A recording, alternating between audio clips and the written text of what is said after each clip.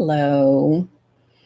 So that last live was really quick because I was checking my audio and I found what was wrong. So it's good now. All right. So today I watched a documentary. It was actually my second time watching it. Okay. I'd watched it before, but it's on Netflix. Okay. It's called Holy Hell. All right. So if you haven't seen it, just search on Netflix for it. It's been on there for a while. So I watched it again today. Um, I forgot why, because I was doing something. I don't know. And I thought about me seeing it last time. So I watched it again today. I took notice of things that I'd seen the first time. So the documentary is about this cult that was called the Buddha Field. Okay. And this person, I don't know, he changed his name several times. The leader of the Buddha Field was I don't know, a leader. He was the leader of the cult, okay, like whatever. But listening to, so in the beginning they talk about how they came to find this person, okay. He he was a he would do songs, which is something that is very common in the non-dual space, okay. And I've actually been to a couple with some people. They do that, and where you just sit down and you talk about life and being enlightened or whatever, okay. And there are several people now who still do that kind of stuff. And so that's how he started, and he got people to come to him, and they just created this group called the Buddha Field, where they were talking about how they didn't feel like they were in a cult. They felt like they were with family, okay. These people, they wanted to know, why am I here? What is the meaning of life? This can't be, you can't just be living just to pay bills. And just people really curious, wanting to find out, what is this? Okay, what is this? What am I? Why am I? And just what's going on, okay. And they wanted answers. So this person, one of his name was Andreas. Michelle, I think Michelle was his first name, then he changed Andreas into something else.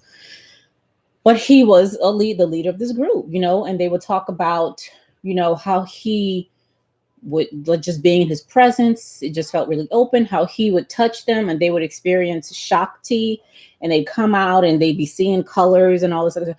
But so there's a lot of interesting things about it. But the one really interesting thing was that how they talked about how, if hold on a second. Hey, Daniel, can you close that door, please? Excuse me. So they talked about how they needed this guy in order for them to experience and see what they were experiencing and seeing. Okay. He had this one thing where he would take them into the woods, the forests, whatever, and he called it the knowing. Okay. And they would come to him and he would let them know whether or not they were ready to see God. Okay. And, he'd say, yes, you're ready, or no, you're not. And for those who were ready, they said it was an amazing experience. They just felt light and they would be high without the drugs and, and all that. Okay. Now, I believe these people. Okay. I believe every single thing they're saying. I believe that they saw these things. I believe that they felt this way, and I believe that they really believed that they needed this guy, okay, in order for them to be able to experience all those things. That, okay. Now, an interesting thing about Michelle or Andreas, whatever his name is now, is he studied hypnosis. He was a hypnotherapist, and he was also an actor. Okay. So and he was probably a narcissist as well. Okay. So all those things came together to create this amazing guru that people just wanted to follow. And the way these people were talking, like they were saying things like, so he was sexually abusing a lot of the men. Okay. A lot of heterosexual men were being sexually abused, as well as, homosexual men. They didn't want it. Okay. But he was forcing them to do these things, saying that it was for their own good. Now, and the thing about that, when you hear them talking, is that they knew that they were being, hey, babe, they knew that they were being violated. Okay. They knew that this man forcing them to have sex with him was not right. Okay. They absolutely knew this. But at the same time, they also felt that it was for their own good. They felt violated. They felt dirty. They felt all these things. But this person was telling them that this is how you're going to reach enlightenment. This is what needs to be done. This is the work you have to do in order. And he would make them pay him. So he would rape these men, and afterward they would have to pay him, for that. And you would think, how would somebody be in a situation like that? Like why wouldn't you leave? Okay. But when you listen to them, and especially those of you who've been in church and all this, think of when you feel like that the good outweighs the bad, or when you feel like the end result is heaven, which is what these people felt like following this dude. Okay. Then by any means necessary is kind of the mantra. If I have to be assaulted, if I have to go through all this, if I have to feel wretched, if I have to be abused, if I have to, do all these things to reach heaven, then I'm going to do that. Okay. Because how do they say that? The ends justify the means. Is that the way it goes? Or do the means justify the ends? I think the ends justify the means. Okay. What's over here justifies the hell I got to go through right here is what I'm basically what I'm saying. Okay. And that's how they felt, Now, what I said in the title is that as much as these people in this documentary felt that they needed this guy in order for them to be enlightened, to see God, to experience bliss and all that stuff, which is what they thought. They thought without him, they couldn't do it. Okay. They needed him to do it. What I'm saying and what I've seen and what I say all the time is that he's not necessary. Okay. Everything they were experiencing is something they created. Like they didn't need him for that. Okay. But when you believe that you do, when you believe that you can't do it without this person or this religion or this tradition or this cultural whatever, when you believe, belief is so strong. I mean, you guys just have, it's very strong. Okay. It's like a drug. Okay. Belief is. Okay. And it's nothing to play with. Like, seriously, these people believed with every fiber of their being that they could not accomplish what they accomplished without this man who is just like them, got the same body parts, born from the same kind of mother, same kind of chromosome. I mean, everything. Okay. They believed he was special in some way and different than them, which he wasn't. He absolutely was not. He was just a master manipulator. He really was. They didn't need him. And what I found was that I did not need that either. I didn't need a preacher. I didn't need a Bible. Okay. I didn't need an idea of God. I don't need none of that stuff. None of it. Now, I can believe all day long that I need all those things. Okay.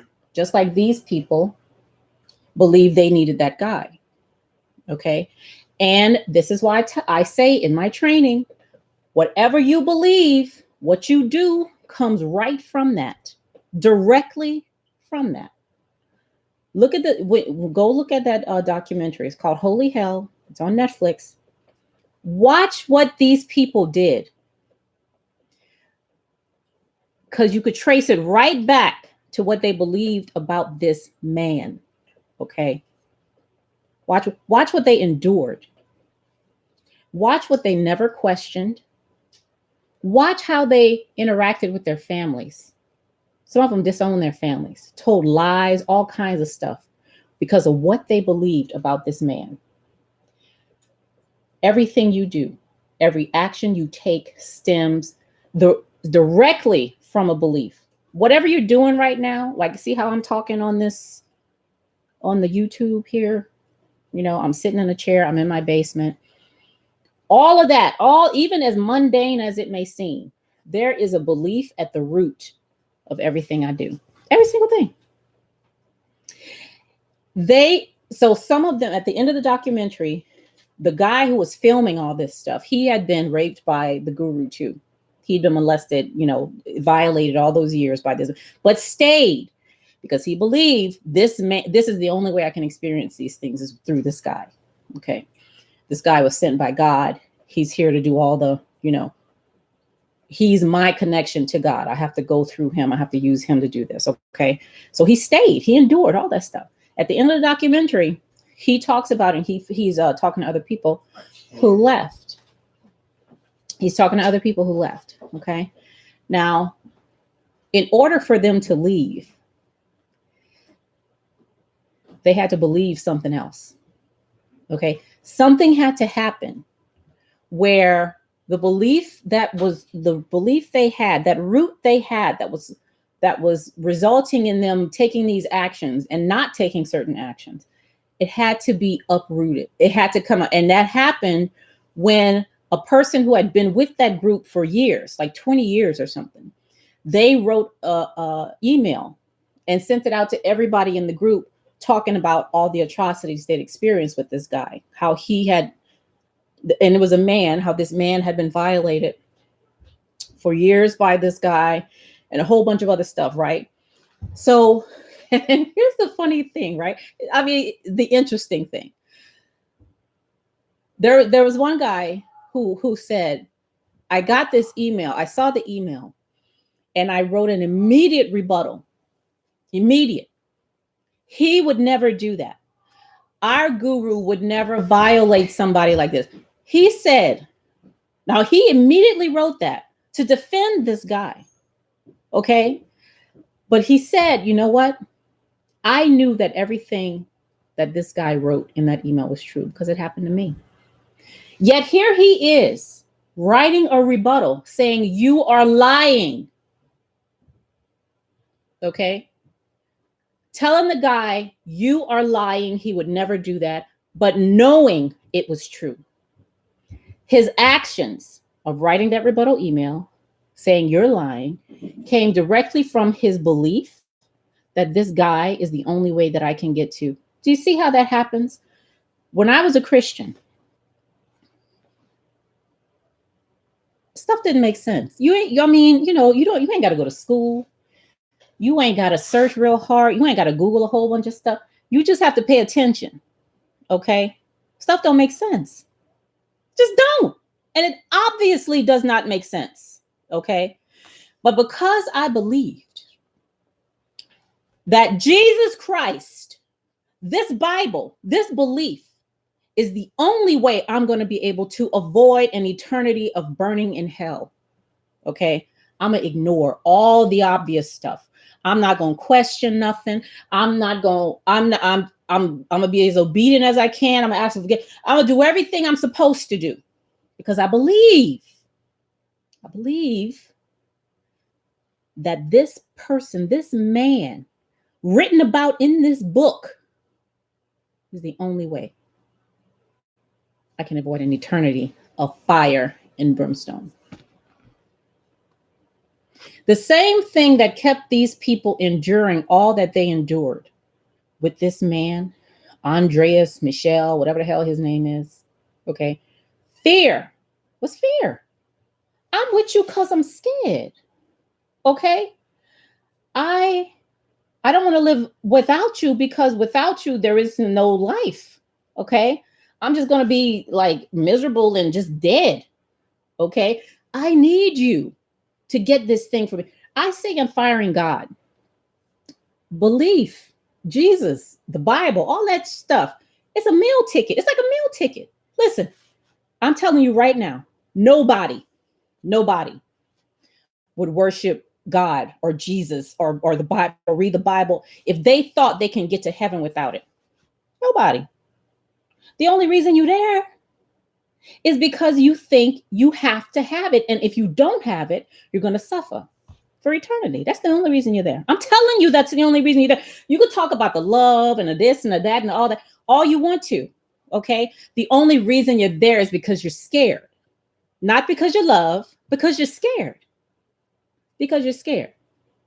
Okay. If you weren't scared, okay, if you really felt like you could get what you wanted without that, you wouldn't have that. Because let me tell you something about love.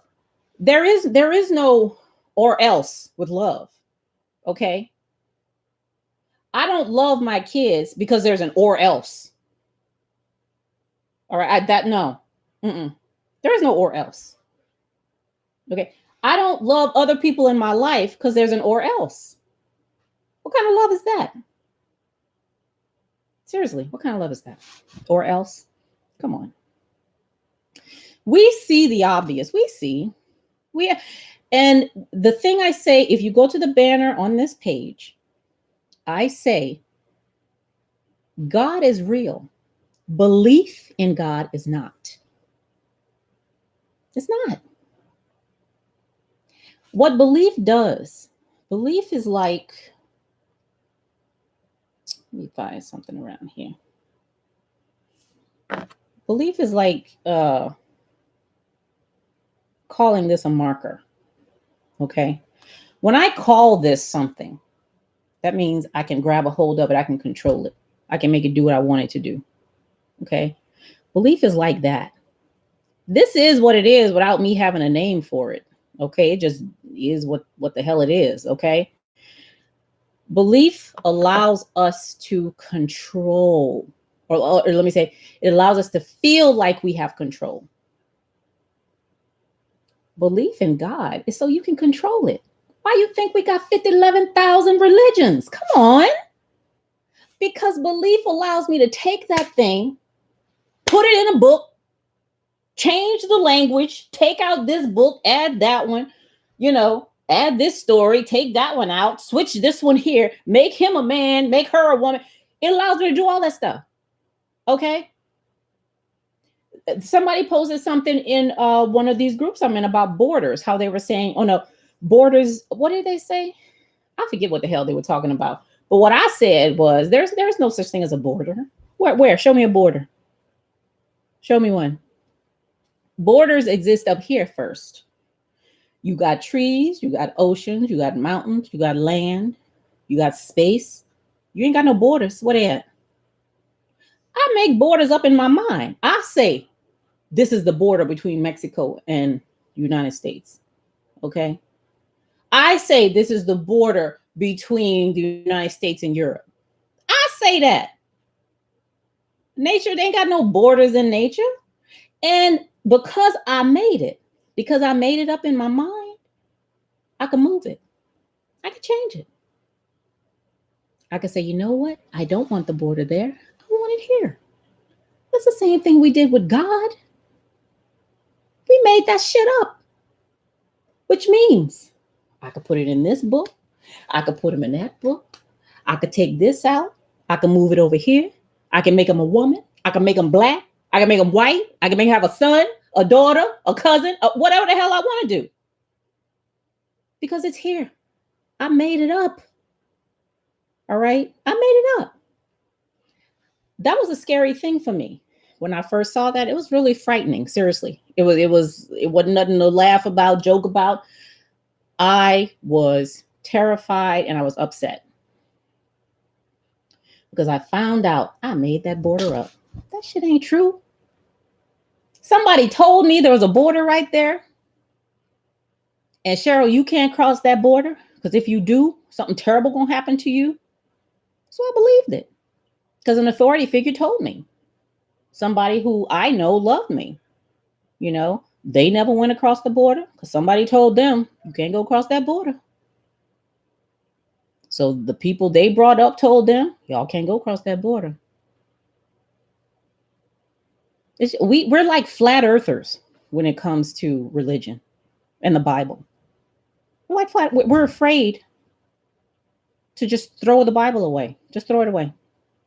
Throw it away. You feel like you can't live without it. Like it's the only way. You have no morals. You have everything will be just chaotic. You know, nature won't know what the hell she doing because we ain't got no Bible. The wind ain't gonna know how to blow. The trees are gonna forget. They have no idea how to grow. Nothing's. The sun gonna stop shining if you throw this book away and live without it. We're like flat earthers, scared because somebody said the earth is flat and if you go too far, you're gonna fall off the edge. So what do? We go to church every Sunday. We worship God. We say we have to do this. We can't do that. The Lord said this. You can't go that far. You know, love me or else. Thou shalt love. You're commanded to love. That's what we do. That's how we think. The most significant thing that I have discovered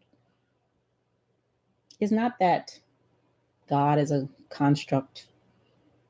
Is not that I can throw the Bible in the garbage, never look at it again, forget everything I ever read about it. The most significant thing, and the point that I try to get across in Firing God, is that I can choose. Okay?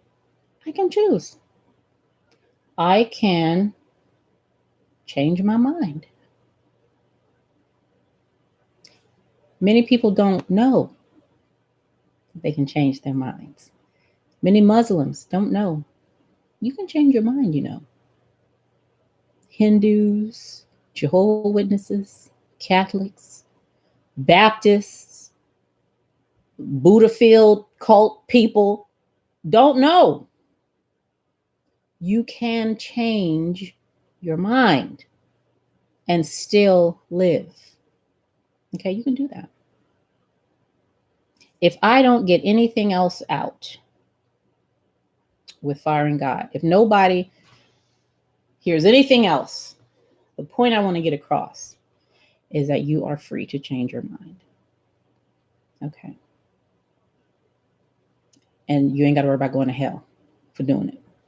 Or whatever the hell is in other religions. Because y'all know we all going to hell in somebody's religion, right? You do know that. Okay. Ain't nobody gonna be in heaven because all of us going to hell in somebody's religion, okay? Oh, Lord. I tell you. All right. That's all I got today. That's it. I will see y'all back here very soon. Okay? All right. Bye-bye.